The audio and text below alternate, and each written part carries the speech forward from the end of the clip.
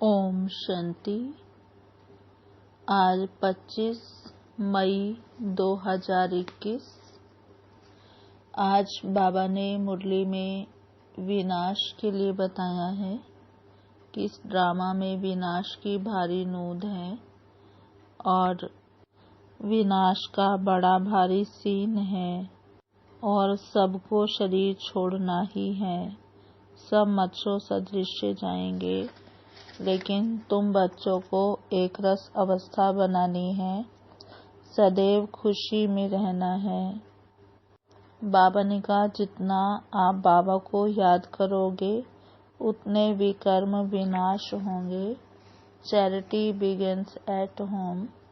तुम बच्चे यात्रा पर जा रहे हो, तुम्हें लौटकर वापस मृत्यु लोक में नहीं आना है। तुम लकी स्टार्स हो। तुम्हें पता है कि हम आत्मा ये शरीर रूपी चोला पहनकर पाठ बजाती हैं, फिर सतयुग में जाकर नया चोला नया कपड़ा लेंगे, जैसे लक्ष्मी नारायण ने पहने हैं। बाबा तुम्हें अभी गुणवान बना रहा है, वाइसलेस बना रहा है, पतित से पावन बना रहा है।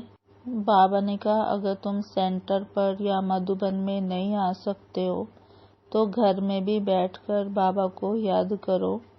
मुरली तो आपको घर में भी मिल जाती है, अभी तो ऑनलाइन भी मिल रही है, यूट्यूब पे भी मिल रही है, लेकिन ज़्यादा से ज़्यादा बाबा को याद करो और संकल्प करो कि अभी हमारे 84 जन्म पूरे हुए हैं और अब हमें घर जाना है।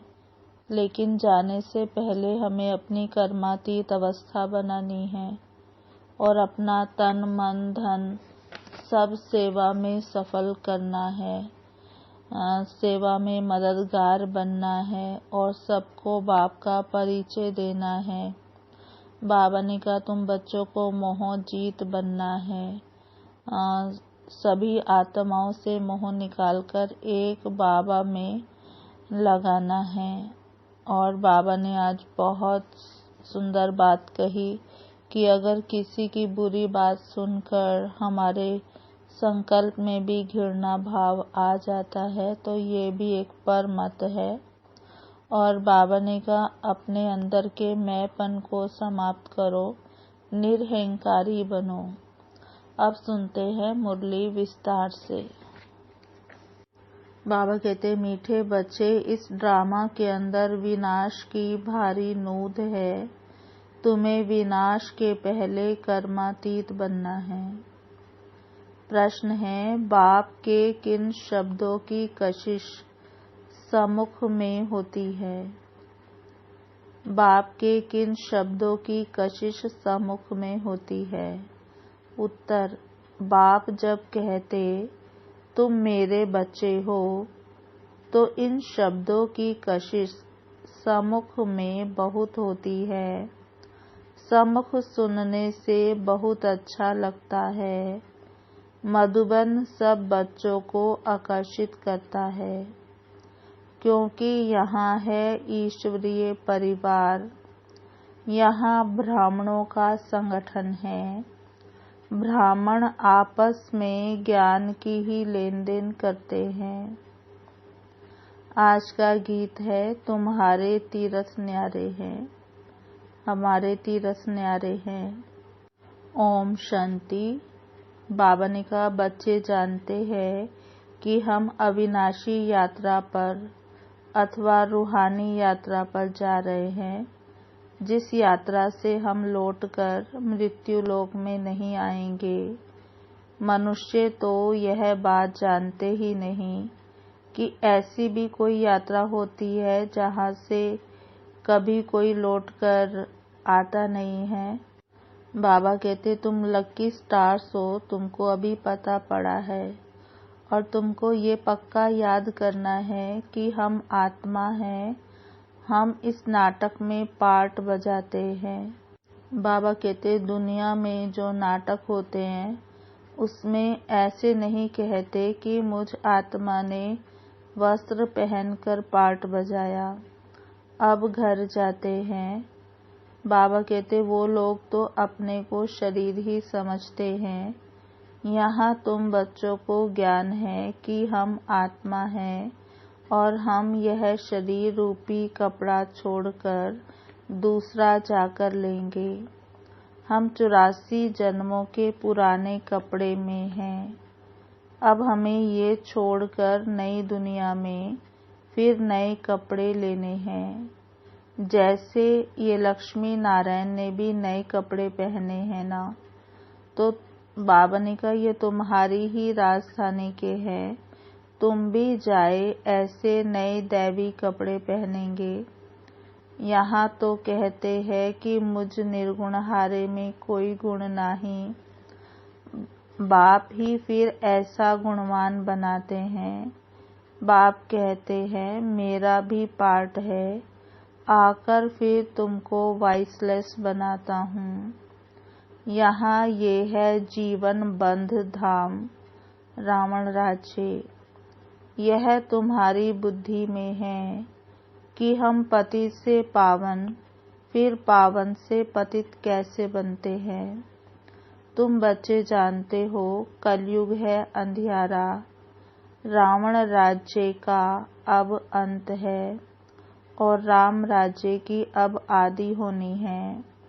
अभी है संगम, कल्प के संगम युगे बाप को ही आना पड़ता है। दुनिया वाले भी अब यह समझ रहे हैं कि अब विनाश का समय है और स्थापना अर्थ भगवान कहाँ गुप्त वेश में है।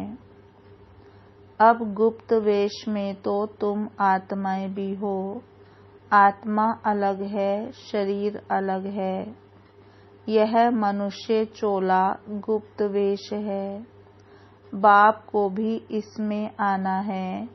तुम्हारे शरीर पर नाम पड़ते हैं, उनको तो शरीर है नहीं। तुम भी आत्मा हो, वह भी आत्मा है। आत्मा का आत्मा के साथ जब मोह हुआ है, गाते भी हैं और संग तोड़ तुम संग जोड़ेंगे।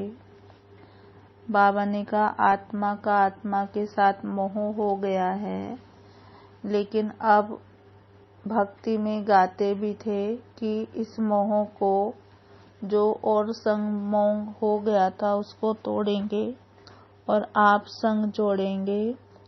जैसे आप मोह जीत हो वैसे हम भी बनेंगे। बाबा बहुत मोह जीत है। ब्रह्मा बाबा कितने ढेर बच्चे हैं जो काम चिता पर जल गए हैं। परम पिता परमात्मा आते ही हैं पुरानी दुनिया का विनाश कराने। फिर मोह कैसे होगा। बाबा कहते जब पतितों का विनाश होगा तब तो शांति का राज्य होगा। इस समय सुख तो कोई को भी है नहीं, सभी तमो प्रधान दुखी बन गए हैं। ये है ही पतित दुनिया। शिव बाबा ही आकर स्वर्ग की स्थापना करते हैं, जिसका नाम शिवालय पड़ा है। शिव बाबा ने देवताओं की राजधानी स्थापन की, वह है चैतन्य शिवालय। और वह शिवालय जिसमें शिव का चित्र है वह तो जड़ हो गया। अभी तुम समझ गए हो कि लक्ष्मी नारायण बरोबर स्वर्ग के मालिक थे, पूज्य थे, अब फिर पूज्य बन रहे हैं। तुमको अभी ज्ञान है, तुम लक्ष्मी नारायण के मंदिर में जाकर उनको माथा नहीं टेकेंगे। तुम तो उनको राजधानी में चैतन्य में जाते हो। बाबा ने कहा तुम लक्ष्मी नारायण के मंदिर में जाकर माथा नहीं टेकेंगे, लेकिन तुम तो चैतन्य में उनकी राजधानी में जाते हो। जानते हो हम देवता थे, अब नहीं हैं। जो पास्ट होकर गए हैं उनके चित्र बनते हैं। लक्ष्मी नारायण के मंदिर सबसे जास्ती बिरला बनाते हैं। तो उनकी भी सर्विस करनी चाहिए। तुम जो यह लक्ष्मी नारायण के मंदिर बनाते हो, हम आपको इन्हों के 84 जन्मों की कहानी सुनाते हैं। युक्ति से ये सौगात देनी चाहिए। बाबा सर्विस की युक्तियां तो बताते हैं। माताएं जाकर बोले, आप उनके मंदिर तो बनाते हो, परंतु उनकी जीवन कहानी को जानते नहीं। हम जानते हैं और समझा भी सकते हैं। समझाने वाली बड़ी रसीली चाहिए। बाप भी बैठ समझाते हैं ना। बाबा कहते, अगर छुट्टी नहीं मिलती है तो घर बैठे याद करो, है ना। अभी तो लॉकडाउन है, तो ना तो सेंटर पर जा सकते हैं, ना मधुबन में जा सकते हैं। तो बाबा कहते, घर बैठकर याद करो। ये तो जानते हो कि हम शिव बाबा की संतान हैं। मुरली तो मिल जाती है। ऐसे नहीं कि यहाँ आने से याद की यात्रा अच्छी होगी और घर में बैठने से याद की यात्रा कम हो जाएगी। बाबा ने कहा, यहाँ आते हो रिफ्रेश होने, जैसे बादल आते हैं रिफ्रेश होने, तो तुम भी आते हो यहाँ पर रिफ्रेश होने, कि बाबा के सम्मुख जाएं। आत्मा को ज्ञान है, सम्मुख सुनने से अच्छा लगता है। बात तो वही है। देखते हो शिव बाबा कैसे बैठ बच्चों को समझाते हैं। बच्चे, तुम मेरे हो, तुमने 84 जन्मों का पार्ट बजाया है। तुम जन्म मरण में आते हो, मैं नहीं आता हूँ। मैं पुनर्जन्म नहीं लेता हूँ, अजन्मा भी नहीं हूँ। आता हूँ, परंतु बूढ़े तन में प्रवेश करता हूँ। तुम आत्मा छोटे बच्चे के शरीर में प्रवेश करती हो। मैं परम धाम से आता हूँ नीचे पार्ट बजाने। मैं विकारी के गर्भ में नहीं आता हूँ। मुझे कहते हैं तमेव माताश्च पिता तमेव। मेरा कोई माँ बाप हो ना सके। बाबा ने कहा, मुझे ही कहते हैं माता पिता, परंतु मेरा कोई माँ बाप नहीं है। मैं तो सिर्फ शरीर का आधार लेकर पार्ट बजाता हूँ। तुम मुझे बुलाते हो दुख हर कर सुख देने के लिए, इसलिए अब मैं सम्मुख आया हूँ, सामने आया हूँ। आत्माओं से बात कर रहे हैं। बाबा ने कहा, यहाँ तो सब ब्राह्मण ही हैं। तुम बाहर जाते हो तो हंस और बगुले हो जाते हो, और यहाँ मधुबन में आते हो तो तुमको संग ही ब्राह्मणों का मिलता है और आपस में ज्ञान की चिट-चैट ही करते हो। हम अपनी राजधानी स्थापन कर रहे हैं। बाबा आया हुआ है। यह 1-2 को युक्ति बाप को याद करने की बताते रहो।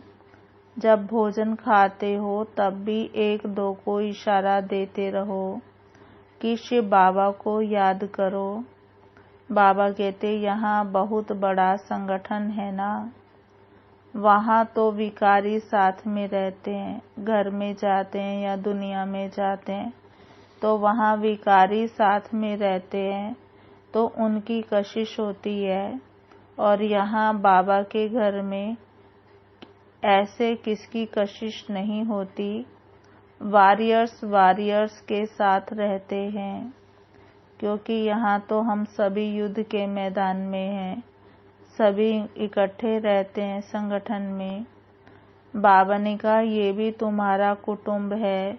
बुद्धि में यही रहता है कि जो कोई मिले उनको बाप का परिचय दें कि भगवान को याद करते रहो। 2 बाप है ना, लौकिक बाप होते भी भगवान को याद करते हो ना। वो लौकिक फादर है। लौकिक फादर को गॉड फादर नहीं कहेंगे। ये है पारलौकिक बाप। जरूर गॉड फादर से वर्षा मिलता होगा। ऐसे ऐसे भूं भूं करते रहो। तुम ब्राह्मण होना, सन्यासी भी भूं भूं करते हैं ना। इस दुनिया का सुख काग विष्टा के समान है। कितना दुख है। वह तो है ही हठ योगी, निवृत्ति मार्ग वाले। उनका धर्म ही अलग है। तुम जानते हो सतयुग में हम कितना सुखी पवित्र रहते हैं। भारत पवित्र प्रवृत्ति मार्ग का था। देवी देवताओं का राज्य था। जो पवित्र थे वही पतित बने हैं। पुकारते भी रहते हैं, हे पतित पावन आओ, और फिर कह देते हैं कि परमात्मा सर्वव्यापी है। हम जाकर ज्योति ज्योत समाएंगे। पुनर्जन्म को तो नहीं मानते हैं। अनेक मत है ना। दिन प्रतिदिन वृद्धि होती रहती है। यह भी बताना है कि सन्यासियों की वृद्धि कैसे होती है। नागों की भी वृद्धि होती है। जिसका जो धर्म है उसमें ही रहने से फिर अंतमति सो गति हो जाती है। जिसका जो जास्ती अभ्यास करते हैं, जैसे कोई शास्त्र आदि पढ़ते हैं, तो अंतमति सो गति, फिर छोटेपन में ही शास्त्र कंठ हो जाते हैं। तो अभी बाप कहते हैं मैं फलाना हूँ, मैं ये हूँ। ये सब देह अभिमान की बातें अभी छोड़ दो। अपने को अशरीरी आत्मा समझो और बाप को याद करो। इस शरीर को देखते हुए भी नहीं देखो। देह सहित देह के जो संबंध आदि हैं सबको छोड़ो। अपने को आत्मा निश्चय करो। परमात्मा को याद करो। इसमें टाइम बहुत लगता है। माया याद करने नहीं देती है। नहीं तो वानप्रस्थी के लिए बहुत सहज है। बाप खुद कहते हैं अभी तुम छोटे बड़े सबकी वानप्रस्थ अवस्था है। एक तरफ विनाश भी होता रहेगा और दूसरी तरफ जन्म भी लेते रहेंगे। पुनर्जन्म लेना होगा तो आ जाएंगे। बच्चे भी पैदा होंगे, फिर विनाश भी हो जाएगा। यह तो तुम जानते हो। कोई गर्भ में भी होंगे, है ना। विनाश चल रहा होगा। कोई ऐसा भी होगा जो गर्भ में भी होंगे। कोई पैदा हुए होंगे, कोई 1 महीने का होगा। तो बाबा ने कहा कोई कहाँ सब खत्म हो जाएंगे। सब अपना हिसाब किताब चुकतू कर वापस जाएंगे। हिसाब किताब रहा हुआ होगा तो अच्छी रीति सजाएं खानी पड़ेंगी। फिर वह भी हल्का हो जाएगा। ऐसे नहीं कि योग में भी रहो और पाप भी करते रहो। कई बच्चे एक तरफ चार्ट भी लिखते रहते हैं और फिर कहते हैं माया ने मुंह काला कर दिया, माया ने हरा दिया, तो कच्चा कहेंगे ना। तो बाप समझाते हैं कि तुम ऐसे समझो कि हम थोड़े दिन यहाँ हैं, फिर चले जाएंगे। इन सब का विनाश हो रहा है।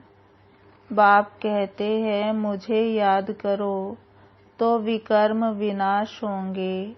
अपना चार्ट देखते रहो कि हम कितनों को रास्ता बताते हैं। और पुरुषार्थ कराते हैं।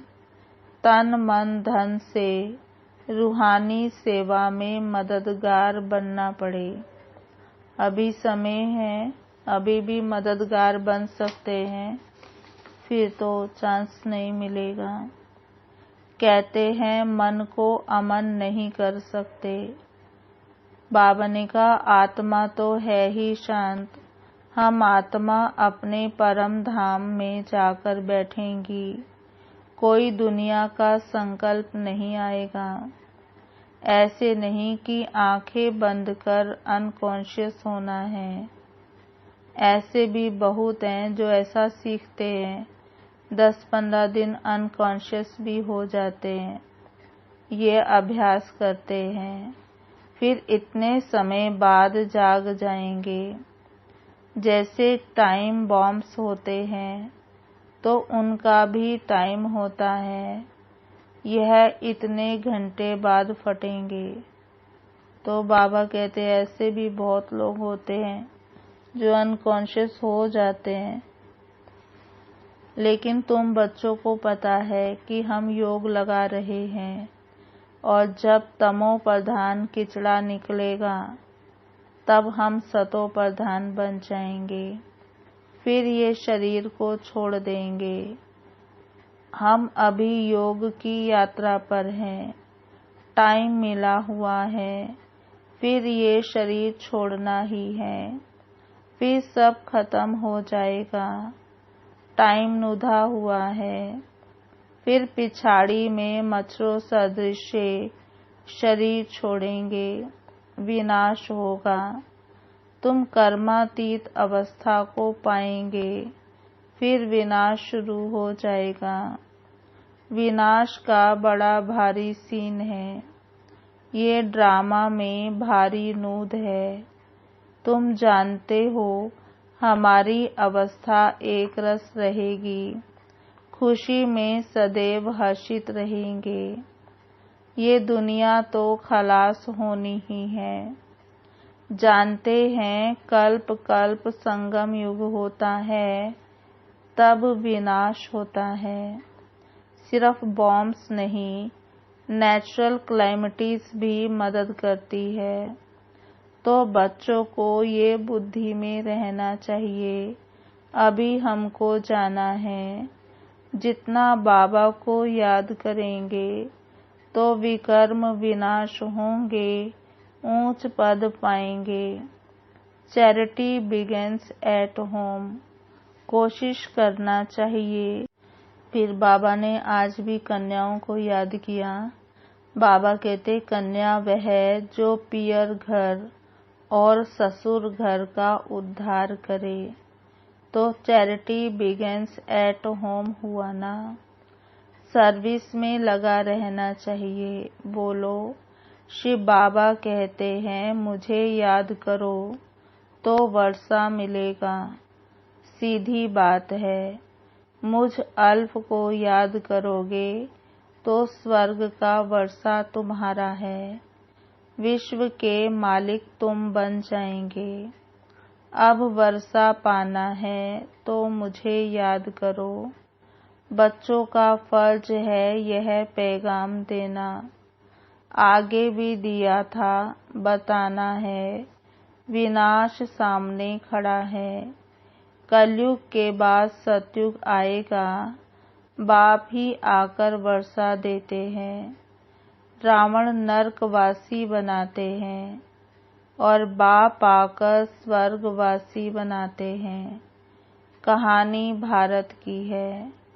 भारतवासियों को खड़ा करना है। पहले शिव के मंदिर में जाकर समझाना है, ये बाप नई सृष्टि रचने वाला है।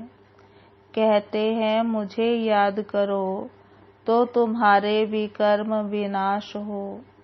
ये निराकार बाबा आए हैं, ब्रह्मा द्वारा स्वर्ग की स्थापना कर रहे हैं। अब बाप और वर्षे को याद करो। 84 जन्म पूरे हुए हैं। अब हम आपको बताते हैं। अब मानो ना मानो तुम्हारी मर्जी। बातें तो बड़ी अच्छी हैं, बाप ही दुख हरता सुख करता है। थोड़ा भी समझाया और ये चला, ये है तुम्हारा धंधा, मेहनत तो कुछ है नहीं, सिर्फ मुख से बोलना है। बाप कहते हैं मुझे याद करो, देही अभिमानी बनो, शिव के पुजारियों के पास जाओ, फिर लक्ष्मी नारायण के पुजारियों के पास जाओ, उन्हें उनकी जीवन कहानी सुनाओ। अच्छा मीठे मीठे सिकी लधे बच्चों प्रति माता पिता बाप दादा का याद प्यार। Good morning. रूहानी बाप की रूहानी बच्चों को नमस्ते। हम रूहानी बच्चों की रूहानी बाप दादा को याद प्यार। गुड मॉर्निंग, नमस्ते नमस्ते नमस्ते। सदा रहेंगे हंसते, बनेंगे फरिश्ते, चलेंगे परम धाम के सीधे रास्ते। धारणा के लिए मुख्य सार। पहला है, तन मन धन से रूहानी सेवा में मददगार बनना है। सबको अल्फ का परिचय दे वर्षे का अधिकारी बनाना है। तन मन धन से रूहानी सेवा में मददगार बनना है। सबको अल्फ का परिचय दे वर्षे का अधिकारी बनाना है। विनाश के पहले कर्मातीत बनने के लिए बाप की याद में रहना है। दूसरा पॉइंट है, बाप समान मोह जीत बनना है। आत्मा का आत्मा से जो मोह हो गया है उसे निकाल एक बाप से लगन लगानी है। आत्मा का आत्मा से जो मोह हो गया है उसे निकाल एक बाप से लगन लगानी है। आज का वरदान है, निराकारी स्थिति के अभ्यास द्वारा मैंपन को समाप्त करने वाले निरहंकारी भव। निराकारी स्थिति के अभ्यास द्वारा मैंपन को समाप्त करने वाले निरहंकारी भव। विस्तार। वर्तमान समय सबसे महीन और सुंदर धागा यह मैंपन है। यह मैं शब्द ही देह अभिमान से पार ले जाने वाला भी है तो देह अभिमान में लाने वाला भी है। जब मैंपन उल्टे रूप में आता है तो बाप का प्यारा बनाने की बजाय कोई न कोई आत्मा का नाम मान शान का प्यारा बना देता है।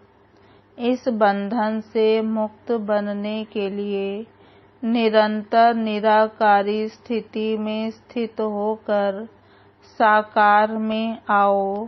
इस अभ्यास को नेचुरल नेचर बना दो तो निरहंकारी बन जाएंगे। आज का स्लोगन है, किसी की बुरी व अच्छी बात सुनकर संकल्प में भी घृणा भाव आना, यह भी परमत है। किसी की बुरी व अच्छी बात सुनकर संकल्प में भी घृणा भाव आना, यह भी परमत है। अच्छा जी, ओम शांति। और अब सुनते हैं आज की मुरली के स्वमान। पहला, मैं आत्मा लकी स्टार हूँ। मैं आत्मा लकी स्टार हूँ। दूसरा स्वमान है, मैं आत्मा अविनाशी यात्रा पर हूँ। मैं आत्मा अविनाशी यात्रा पर हूँ। तीसरा स्वमान, मैं आत्मा गुणवान वाइसलेस हूँ। मैं आत्मा गुणवान वाइसलेस हूँ। चौथा स्वमान, मैं आत्मा मोहजीत हूँ। मैं आत्मा मोहजीत हूँ। पांचवा स्वमान, मैं आत्मा वॉरियर्स हूँ। मैं आत्मा वॉरियर्स हूँ। छठा, मैं अशरीरी आत्मा हूँ। मैं अशरीरी आत्मा हूँ। सातवां, मैं आत्मा सतोप्रधान कर्मातीत बन रही हूँ। मैं आत्मा सतोप्रधान कर्मातीत बन रही हूँ। आठवां स्वमान, मैं आत्मा तन मन धन से रूहानी सेवा में मददगार हूँ।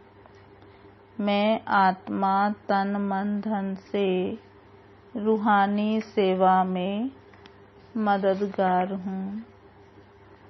नौवां स्वमान, मैं आत्मा निराकारी निरहंकारी हूँ। मैं आत्मा निराकारी निरहंकारी हूँ। ओम शांति। अभी हम 10 मिनट बाबा को याद करते हैं। ओम शांति।